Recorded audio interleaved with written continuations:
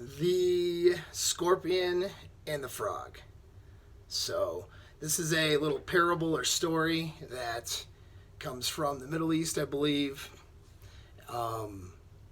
So it goes something like this. So there's this frog, and he's looking across a river, and the frog can of course swim, and the scorpion comes near him and says, "Hey, I want to cross that river with you. Let me ride on your back." And the frog is obviously afraid of the scorpion because he could sting him and kill him. He says, no, I don't think so, because if I come near you, you're going to sting me.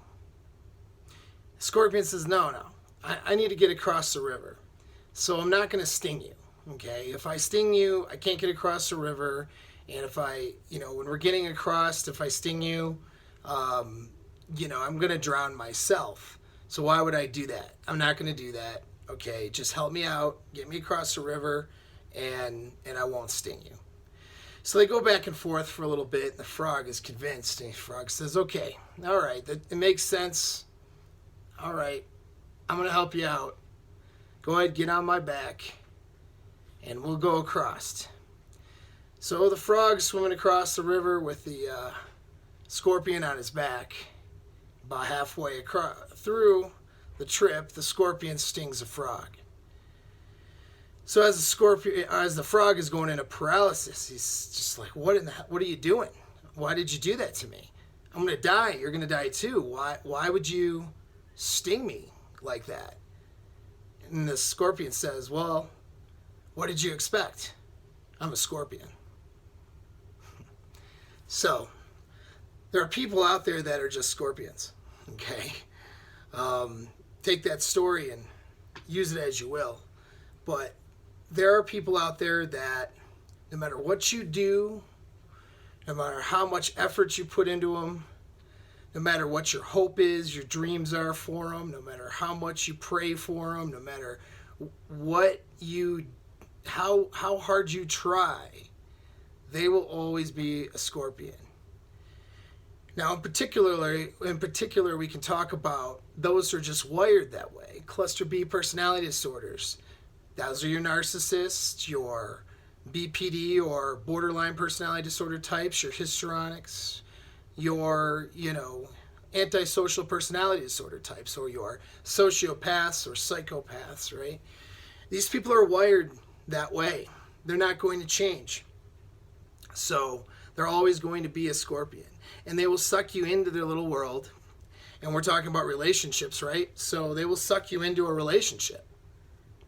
And you'll be with them. And they will go through a process of what is called narcissistic or sociopathic abuse. Bring you down to a level that as low as you can go. When they can't use you anymore, then they will discard you. If they can't feel like they can use you, then they will continue to kick you around like a cat kicks a half-dead mouse around before he kills it. Okay? Some people are just like that. That's who they are. There's nothing you can do to change it, but your social conditioning, your conditioning from your church, your conditioning from everything else, because you're a good person and you're not like that. You can't see past your own value system to realize that others are just not. And this goes that way, ladies, if you're with a guy who is abusive or has these traits. They will make you feel good, and they will do a lot of things to make you be in that relationship, and then they will create toxicity, abuse, and discarding behavior. Okay? And guys, you have females who will absolutely do the same thing. Borderline personality disorder tends to be the trend with that one. Playing the victim, they're never at fault, and they will use you and use you and use you up. And that's it. And no amount of effort you put into them will change that. They are a scorpion. Okay? The only way to win or to preserve yourself, to not be affected by a scorpion, is to don't go near the scorpion. All right? Like in military safety briefs, and they say, don't play with the wildlife. This is the case where you don't play with it. You cut them off, no contact, and that's it. The next solution would be to crush them, okay? But that could end you up in jail. We are in a peaceful society where you can't just crush people to death. So, unfortunately, you have to stay away from them. Okay? Just like you can get in trouble for playing with the wildlife, even if you don't get hurt. Don't play with the wildlife, okay? Don't kill the wildlife either. You can get in trouble for that. All right? We're in a society where we can't just put down people in that manner, all right? And that's probably a good thing, right? So just cut them out, stay away from them. Those signs are there. You go the other way. There's nothing you're going to do. Any contact interaction, the longer you continue with that person, the more they're going to sting you. All right? Now let's look at trauma. Okay? So we're social animals, and we are meant to make connections with other people. But when someone goes through traumas, whether it's childhood or adulthood, relationships, whatever, that hinders their ability to make those connections. And they put up protective measures. The brain switches from connecting to protection. Okay? And some of those protective measures can be very, very toxic. All right? Not to mention those protective measures added with our very savage mating strategies that are in our DNA, okay, male or female. I talk about female mating strategies and how savage those are because that is not socially acceptable or well known.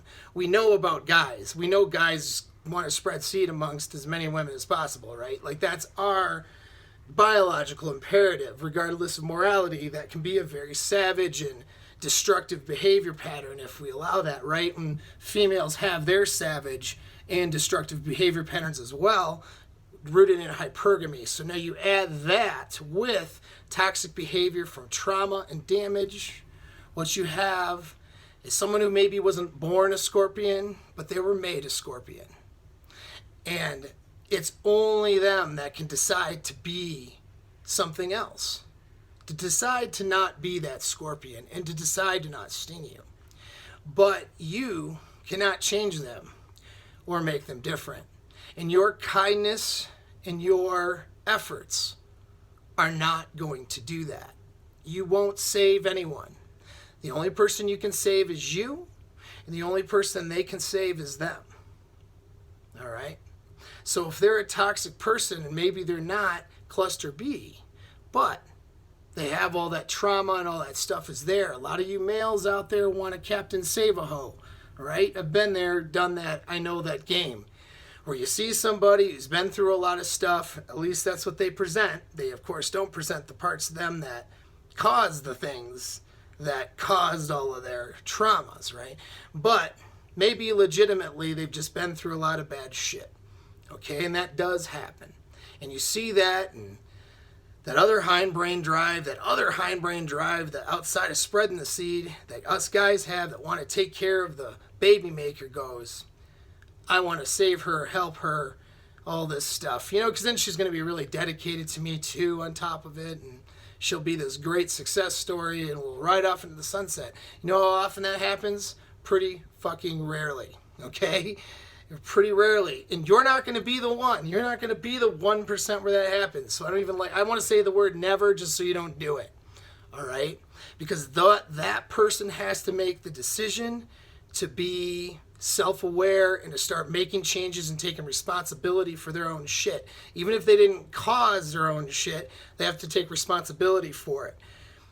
And unfortunately, the prettier the woman is, or the more coddled the guy is, the less likely they're going to take that personal responsibility. The more likely they're going to push that on everybody else.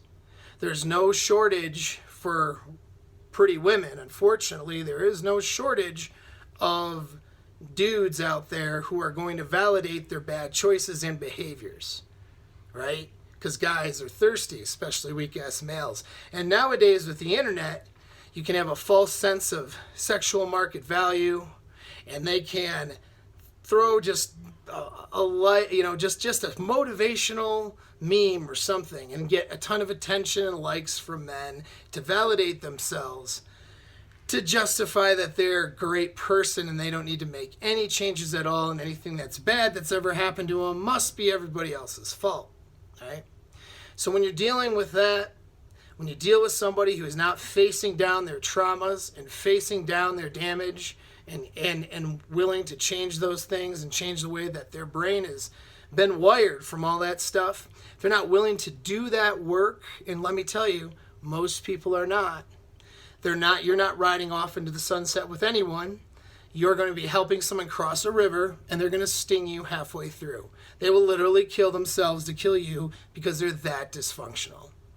And this is a person who is not a victim or somebody who is personality disorder type, nothing diagnosable. These are regular people who just have a lot of shit to deal with. So when you take somebody on, you're dating, you're figuring out if you want to take it any further, ask yourself, really, is that some shit you really want to deal with? Ask yourself, really, if this person is not well and trauma-free and drama-free now, okay? When I say now, I don't mean the first 2 weeks of a dating or relationship period, or the first time you guys bang or whatever. I'm talking, let's say, 2 years in.